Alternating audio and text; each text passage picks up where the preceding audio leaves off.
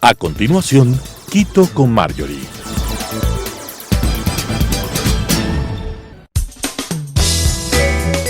Clasificación A. Apto para todo público.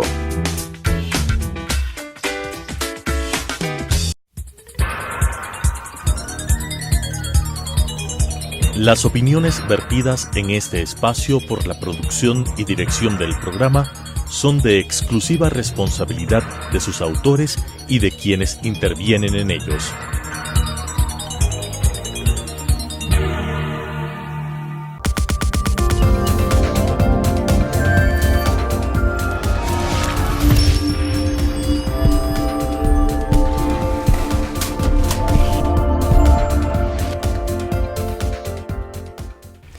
La violencia política contra las mujeres es un tipo de violencia de género que comprende todas aquellas acciones y omisiones, incluida la tolerancia, que basada en elementos de género y dadas en el marco del ejercicio de derechos político-electorales, tengan por objeto o resultado menoscabar o anular el reconocimiento, goce y o ejercicio de los derechos políticos o de las prerrogativas inherentes en el cargo público. Para hablar de este importante tema, nos acompaña el día de hoy María José Calderón. María José es directora ejecutiva del Instituto de la Democracia. Muchísimas gracias, María José, por acompañarme. Muchas gracias, buenos días.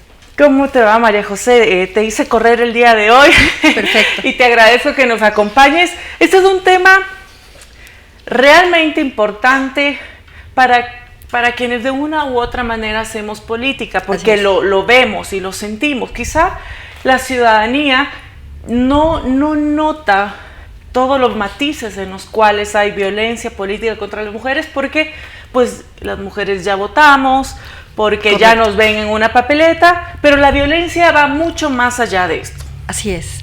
Gracias, Marjorie. Verás, nosotros desde el Instituto realizamos durante este año un estudio junto con ONU Mujeres, Fundación Esquel y el Consejo Nacional Electoral que recupera e investiga todo el panorama electoral de las últimas elecciones y cuál fue el papel de las mujeres políticas enfrentándose a procesos cotidianos de violencia.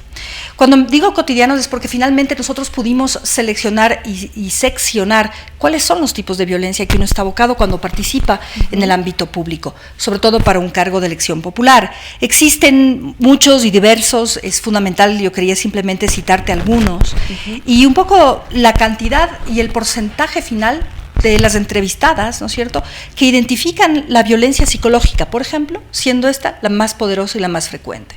Y si tú lo quieres ver desde ese punto de vista, es una violencia silenciosa, porque no es abierta, no es directa, no son los insultos que uno puede encontrar cuando uno abre su red social, llega a un nivel de invisibilización cotidiana de los actores políticos. Los mismos partidos sufren de esto, hacen que las mujeres que pasan por una carrera política tengan que luchar para poder ser reconocidas.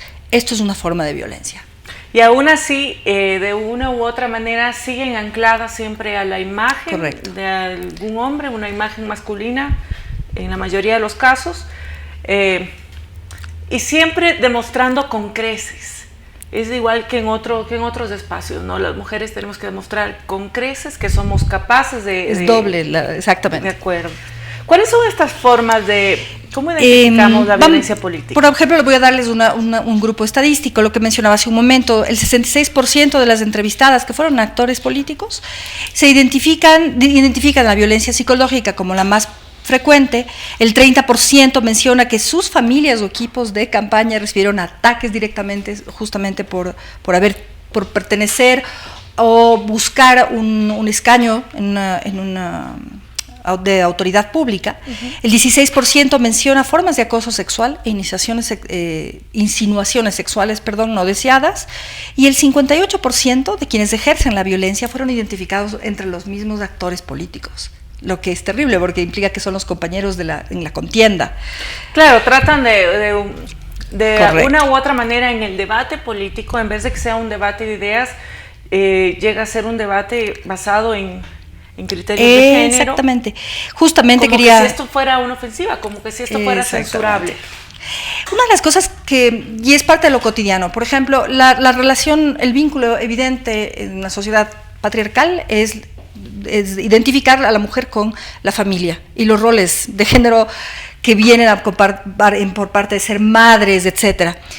Los temas relacionados a la violencia tienen que ver con esa parte de su cotidiano, es decir, atacar a su rol de madre, a su rol de esposa o no esposa, etcétera, a su vida privada. Y esto es terrible porque, como tú mencionabas muy bien, anula todas las otras capacidades de un ser humano, simplemente lo limita, lo invisibiliza a un solo rol. Y tomando en consideración que una mujer que decide hacer política también cumple los otros roles. Así es. Entonces, digamos que es un trabajo doble o triple.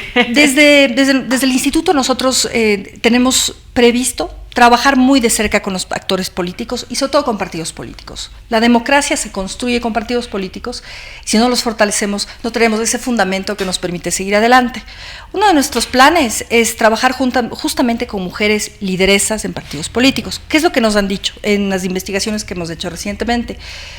Tanto ya asambleístas, es decir, ya figuras públicas que han luchado por llegar a este escaño, ¿no? Y ellas dicen, y lo dicen de todo el ámbito, tanto la izquierda como la derecha, en todo lado existe, y se sienten, si bien es cierto, acosadas en cierta medida, apoyadas por sus parejas, en el caso de que tengan parejas.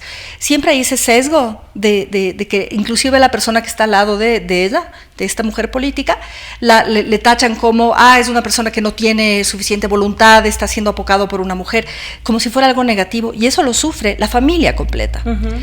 Lo que quiere decir que realmente nosotros estamos viendo un proceso constante, ¿no es cierto?, de discriminación en distintos niveles. Se agrega uno que ya es el evidente y que también tenemos seccionado dentro de nuestro estudio, que personalmente, debido a que mi especialidad tiene que ver con tecnología, yo sí quiero investigar un poco más y permitir que los actores políticos tengan herramientas para salir adelante, es el tema del acoso digital. Las mujeres que salen a la contienda pública están mucho más expuestas, y lo triste es que inicialmente las normas de este acoso se reflejan en su físico, uh-huh. Lo primero, también su rol, o si es que alguna vez tuvieron una opinión diferente, distinta, o si aparecen dentro del universo digital, alguna parte de su vida que bien o mal ha sido tachada de alguna forma. Claro, siempre tratan de menoscabar el ámbito moral de una mujer. Cualquier cosa aterriza y es censurado desde la moralidad. Y demás ni siquiera es una comparación entre individuos, sino entre mujeres. Exacto. Uh-huh. Correcto, y nosotros sí necesitamos tener estas herramientas. ¿Cómo se lucha contra el acoso digital? El acoso digital es emblemático en varios niveles. No es evidentemente reciente, y cuando digo que es emblemático es porque un hombre también puede ser acosado desde que es un niño, ¿no es cierto?, hasta que llega a su edad más adulta, y por ahí tiene alguna cuestión digital, ¿no es cierto?, que se vuelve en contra de sí. Entonces, las herramientas para esto son muy complejas. Los psicólogos mencionan que ya hay nuevos desórdenes reales de ansiedad vinculadas al acoso digital. O sea, es una cosa completamente nueva, no lo sospechábamos, y existen herramientas un poco para irse curando. Pero en la arena política, un político tiene que estar conectado siempre con sus ciudadanos, tiene que escribirles, tiene que responder, tiene que rendir cuentas, tiene que ser absolutamente transparente. Son ese vínculo el día de hoy. Correcto. Entonces, el momento que abre su teléfono siempre se va a topar con algo que realmente le va a molestar a cualquier persona, es absolutamente normal.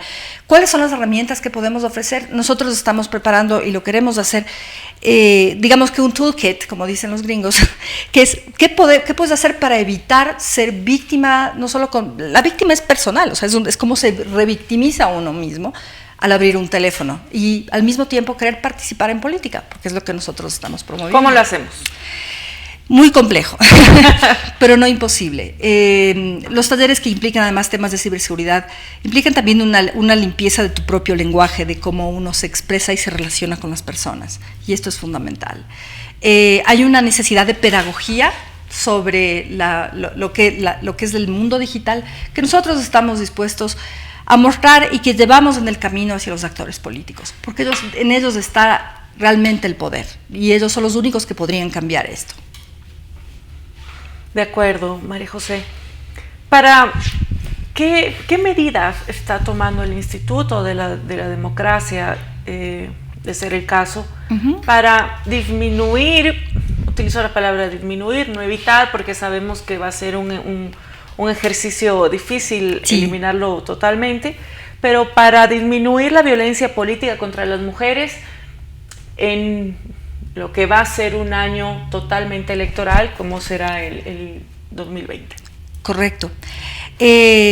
Nuestra misión es pedagógica y técnica. Nosotros acompañamos a partidos políticos, a actores políticos, pero también trabajamos desde la pedagogía hacia la ciudadanía y con nuestros socios estratégicos, que es básicamente la academia en todos sus niveles, y la sociedad civil y la cooperación internacional. Nosotros queremos hacer un llamado constante y vamos a trabajar durante todo el año justamente para suplir las necesidades que tanto los ciudadanos como los actores políticos tengan respecto de cómo manifestarse, cómo hacer campañas limpias, cómo expresarse hacia los otros, el uso del lenguaje que es no solo inclusivo, sino muy especial en términos de la violencia, y sobre todo cómo las actores políticos, las mujeres actoras políticas, pueden visibilizarse y eliminar esa espiral del silencio, que es un término más bien de la comunicación, pero cuando me refiero en términos de violencia política es porque uno se queda acepta esas normas. Es decir, es tenaz, pero nos han dicho actores políticos de esto. No nos gusta, sin duda, pero de alguna manera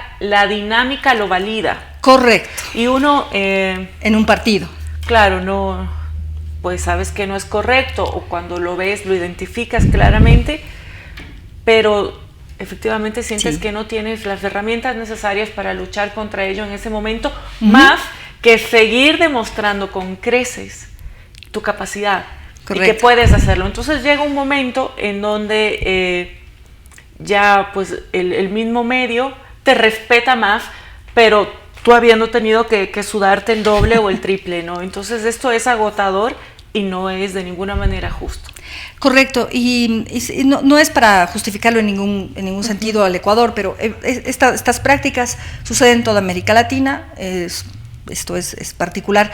No solamente de nosotros, existe igual violencia política en otros países, en Estados Unidos, etcétera. Hay discriminación en este sentido. Sin embargo, es distinto, y esto tiene que ver evidentemente con cómo nuestra cultura se representa, o representa la diferencia, representa los roles de género. Y esto, lo único que podemos hacer realmente es educar, o sea, desde la primera infancia es lo único al cambio que podemos cultural. Hacer, o digamos, la ausencia de un marco jurídico también ha apoyado a que esto se siga perpetuando. De alguna manera, ¿tenemos norma al respecto? Bueno, nosotros, volviendo al tema, y es interesante que me lo menciones, porque el día de ayer justo se celebró el hecho de que, bueno, lo celebra Google, el primer día en que Matilde Hidalgo de Procel tiene su título de doctora, ¿verdad? De Medics Lab. Tiene una carrera impresionante, y lo más interesante es que uno la recuerda porque, claro, decidió ir a votar porque no había nada en la ley que le impidiera no hacerlo. Entonces, claro, el Ecuador es el primero en muchas cosas, es uno de los primeros países en adoptar medidas de paridad legislativa, que es fantástico. Aún así tenemos una brecha importante, pero somos comparable con otros, en efecto, hemos avanzado. Sin embargo, esta lucha es cotidiana. Yo considero que no solamente es que el marco jurídico tiene que apoyar esto es real, es evidente. Sin obligación por la ley no tendríamos siquiera el nivel de paridad que tenemos ahora, que aún así nos falta, pero que lo hemos logrado. Entonces, hay una suerte de acompañamiento dual. El primero son sistemas jurídicos fuertes que promuevan la paridad, que promuevan, sobre todo que castiguen temas como, por ejemplo, la violencia política en este sentido. En una contienda política esto no puede ser tolerable. Y el segundo tiene que ver con el cambio cultural, y el cambio cultural llega con tiempo, con largos periodos y con educación. Y en esa misión sí nosotros estamos metidos de cabeza para poder cambiar. Un sistema político fuerte que castigue este tipo de prácticas tiene que estar determinado en el Código de la Democracia. Inicialmente sí, pero también las autoridades electorales tienen la capacidad de regular en momentos específicos, pero sí, el cambio de la ley. ¿Cómo lo regularemos en el próximo periodo electoral? Estamos esperanzados en que las próximas reformas, la próxima semana, cuando ya pase a un debate final, tengo entendido, se adopten cambios importantes de los que se propuso justamente de los que propuso la autoridad electoral, entre los que está el castigo a la violencia política, sobre todo contra mujeres, la violencia política de género. ¿Cómo lo tienen medido ustedes, o desde tu punto de vista? En realidad es un tema social, es un tema político que nos tomará pues muchos años, no es solo en un periodo electoral. Hablaste de Matilde Hidalgo, de Procel. ¿Cuántos años han pasado desde que pues ella nos ayudó a todas yendo a votar y generando ya este hecho no tan importante? Pero han pasado muchos años y seguimos nosotros hablando de la misma problemática. Bueno, al menos ahora lo hablamos. Correcto. Y recogemos información, que igual es un trabajo, una parte muy importante del trabajo que ustedes hacen, que es tener la data sobre el caso para poder evaluarlo correctamente. Así es.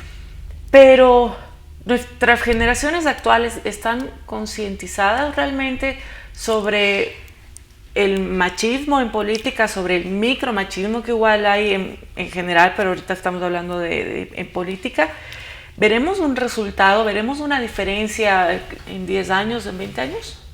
Es interesante, yo creo que sí lo que mencionas, porque, claro, nuestras campañas promocionales, nuestra Constitución contempla, entre las visiones de la democracia, en las que se enmarca el Estado de Derecho, está la democracia sustantiva, que es un concepto entre la ciencia política, a mí me parece medio poético, pero tiene sentido, ¿ya? O sea, es los actos cotidianos que promueven y forman una sociedad democrática y justa. Y cuando tú mencionas esto de los pequeños, o sea, las nuevas generaciones, el reconocer, por ejemplo, el hecho de que hay una niña de 16 años que decida hacer un movimiento global sobre medio ambiente, por ejemplo, y reconocer esos pequeños saltos de la democracia sustantiva, donde se reconocen que son mujeres las que están ahí. Por ejemplo, el otro día el Consejo Nacional Electoral hizo un gran evento donde se premiaron a mujeres que sí han cambiado, bien o mal, lo cotidiano. Entonces, una de las mujeres, recuerdo, y que fue muy importante, había la primera generala de la policía que tenemos en el Ecuador. No se dice generala, sí general, pero bueno, si es que seríamos inclusivos debería ser generala, pero en fin, que demuestra que hay mujeres que sí cambian desde lo cotidiano, desde sus pequeños espacios, desde sus luchas. Y yo creo que las nuevas generaciones sí lo están reconociendo, no solamente que las están visibilizando, sino que al final están diciendo, bueno, también, o sea, existen, está bien, es normal que existan mujeres gobernando, o sea, es cotidiano. Y esa es la democracia sustantiva a la que me refiero, y esos cambios son los que promueve, por ejemplo, no solo la paridad, sino la visibilización de las mujeres en el poder. Y eso también mejora la calidad de la democracia, sin duda, y además lo veremos eso reflejado luego en mejores políticas públicas, en unas políticas públicas aterrizadas. Exacto. Que incorporen efectivamente el criterio de las mujeres, porque parte de esta violencia política no solo es en campaña electoral, bueno, ahora hemos hablado de la parte de lo electoral, de lo electoral, sí, pero existe igual violencia política cuando tienes a mujeres en el pleno que no son tomadas en cuenta de la misma manera que, digamos, sus pares hombres.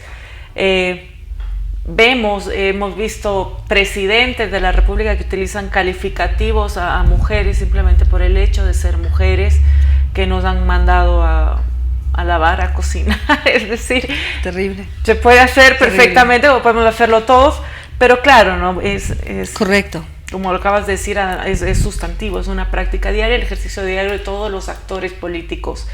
Te agradezco mucho, María José, por haberme acompañado en este día. ¿Un mensaje final que quieras dejarnos? Sí, tengo algo que me falta y que es súper importante. Participar en una contienda electoral, en una contienda política, es un ejercicio de valor real. Yo creo que para todos, no es sencillo tener que convencer a gente de que le den un voto a cambio de nada, no hay evidencia. Esta es la democracia y eso es genial. Más aún cuando uno es mujer. O sea, mi mensaje es, todos deben participar y sobre todo mujeres, que no tengan miedo. O sea, el triunfo de una mujer es el triunfo de todas las mujeres y esto tiene que reflejarse sobre todo en la arena política. Mi mensaje es, a mayor participación, mayor democracia. Y sí, mujeres, adelante. Claro, y lo ideal sería que estas mujeres que tienen el valor de participar sientan que tienen las mismas oportunidades. Así es. Es un tema de valor, de valentía, y yo sí quiero recuperar eso de todas las que participan. Sí, valentía lo es para todos, sin duda, hombres y mujeres, pero... Para una mujer doblemente. Pero para una mujer... Que no tengan miedo, el mensaje es que sigan adelante, que se lancen, a mayor mejor. Y por supuesto, mientras más preparadas estemos, mejor dejamos, digamos, nuestra actuación, y eso se verá reflejado en que vamos a motivar a nuevas mujeres a ser parte de esto. Te agradezco muchísimo, María José, por haberme acompañado. Te invito nuevamente para seguir hablando de temas de democracia y ver cómo están llevándose a cabo los diferentes programas y proyectos que van a realizar en este sentido. Amigas y amigos, muchísimas gracias por acompañarme.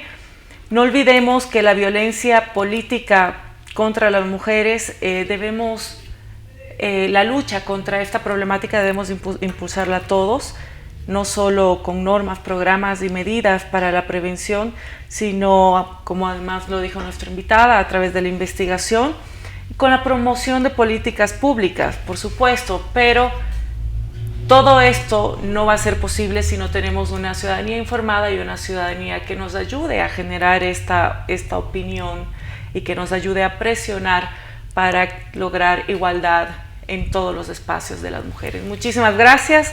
Nos vemos y escuchamos la próxima semana. Gracias por estar en este programa Quito con Marjorie.